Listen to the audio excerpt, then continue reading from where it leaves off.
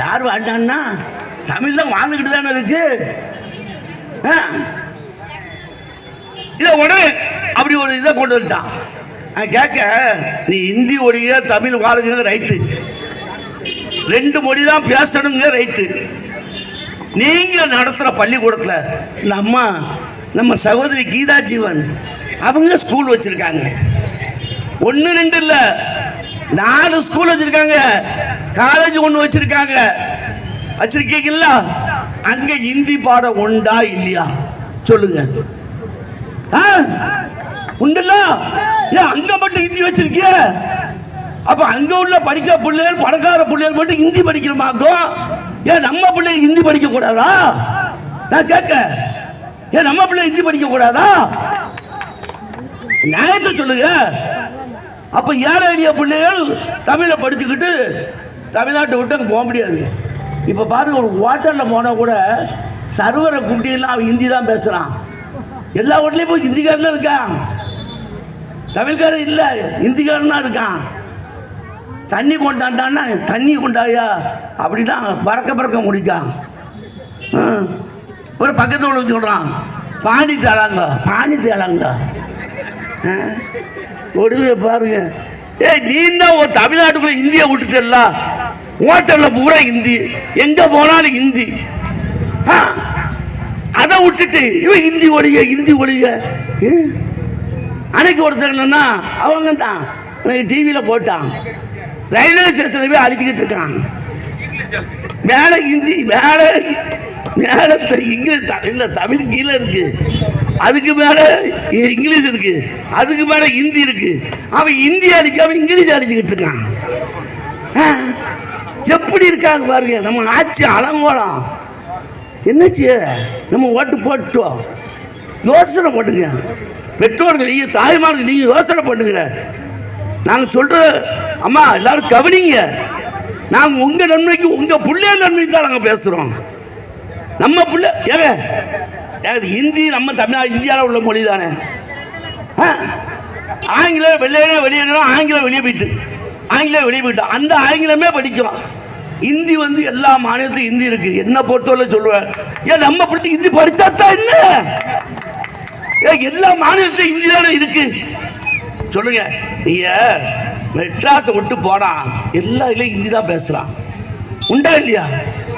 நம்ம பிள்ளைங்க பேசட்டுமே. அவன் என்ன சொல்றான், நீ எனக்கு ஹிந்தி மட்டும் இல்லை, நீ மலையாளத்தை படி, 3வது மொழியா, தெலுங்கு படி, கன்னடம் படி, எதனாலும் படி தான் சொல்றான். ஹிந்தியை தான் படி தான் அவன் சொல்லலை. அதுக்கு உடனே ஏன்னா காரணம் இதான், விலைவாசியை கூட்டிட்டான், மக்களுக்கு ஒண்ணுமே செய்யலை, இதை குழப்பி விட்டு அப்படி மாத்துறான். மக்களுடைய எண்ணங்களை திசை திருப்புறான். நீங்க நினைக்கிற மாதிரி முன்னால மாதிரிலாம் இந்த இந்தி போராட்டத்தில் எத்தனையோ பேர் இறந்து போனாங்க.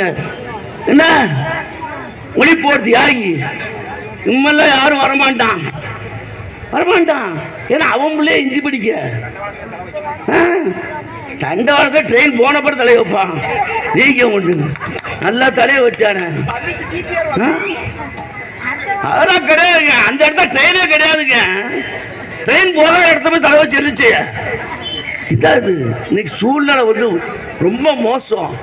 பார்த்தீங்கன்னா இந்த 1000 ரூபா கொடுக்குங்கிறது சரியா கொடுக்கல, 9 கொடுக்கல, ஏமாத்திட்டாங்க, கொடுக்கல. இந்த பார்த்தீங்கன்னா பஸ் விடுறேன்னாங்க. பார்த்தீங்களா, பஸ்ஸு இலவச பஸ்ஸு ஓடுதா? ஏறினீங்களா? வராது, வரும் ஆனா வராது. இதான் இவங்க ஆட்சி. இதான் சுத்தம் ஃபுல்லா ஊழல் தான். எவ்வளவு வரி கூட்டியிருக்காமா, எவ்வளவு விலைவாசி கூட்டியிருக்குமா? அப்ப அந்த ரூபாயெல்லாம் வச்சு மக்களுக்கு செய்யணுமா செய்ய வேண்டாமா? எடப்பாடியார் பொங்கல் அன்னைக்கு என்ன கொடுத்தாரு? 5 தாள் 500 ரூபாய் தாள் கொடுத்தாரு எடப்பாடியார் பொங்கல் அன்னைக்கு பொங்கல் கொடுத்தாரு. ஆனா இவன் கொடுக்கல. இவன் என்ன கொடுத்தா? ஒரு சூத்த கரும்பு. ஏன் நான் கேட்க, பொங்கலுக்கு என்ன மண்டவெல்லம் போடுவோம், சர்க்கரை போடுவோம். இவன் என்ன கொடுத்தாலும் சீனி கொடுத்தான். ஏன்னா அதை விலை கம்மி. இவன் உங்களுக்கு தெரியாது, ஒரு நாள் ஸ்டாலினுக்கு வந்தாரு, இப்போ முதலமைச்சர் மாதிரி இப்போ வந்தாரு. அந்தோனியாபுரத்துக்கிட்ட வந்து வண்டி நிப்பாட்டியிருக்காங்க. அங்கே பயணி விற்பாங்க. பயணி விற்கிற பார்த்தா அங்கே நிப்பாட்டி பயணி குடிப்போம், படம் காட்டணும்ல மக்கள் மத்தியில் பயணி குடிச்சோன்னு பயணி வாங்கி குடிச்சிருக்காரு. குடிச்சிட்டு ஒம்பாட்ட வாயை பற்றிட்டு போக வேண்டியானே. அவன்கிட்ட கேட்டிருக்காரு, என்ன சீனி குறையா போட்டிருக்கிய, கடுமையாக கருங்க நமக்கு இப்படி முதலமைச்சர். அவர் சொல்றாரு பாருங்க, பயணியில் சீனி கம்மியாக போட்டிருக்கேன். இவர் அநியாயம். இவர் தான் இன்னைக்கு முதலமைச்சர். நாடு வழங்கும் மக்கள் எப்படி இதான் இன்னைக்குள்ள ஆட்சி.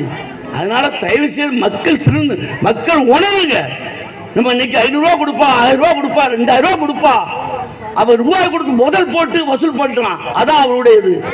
அவன் வியாபாரம் நடத்துறான், தொழிலாக நடத்துறான். அரசியல் அவனுக்கு தொழில். அம்மாவுக்கு அப்படி இல்லை. அம்மா சொத்தை பூரா மக்கள் கொடுத்தாங்க. புரட்சித்தலைவர் எம்ஜிஆர் அவர் சொத்தை பூரா மக்கள் கொடுத்தாங்க. இல்லைன்னு சொல்ல முடியுமா? நான் கேட்க கருணாநிதி அவர் வீட்டை கேட்டாங்க, கோபாலபுரத்து வீட்டை, அதை அரசுடைமையாக்குன்னு கொடுக்கலையே, கொடுக்க மாட்டாங்க. அவங்க ஒரே வேலை, அவங்கள்ட்ட எடுக்கிறதோட சரி, கொடுக்குற சோழியே கிடையாது. அதான் திமுக ஆட்சி. இந்த திமுக ஆட்சி வந்தது, அதான் புரட்சித்தலைவர் எம்ஜிஆர் சொன்னாரு, திமுக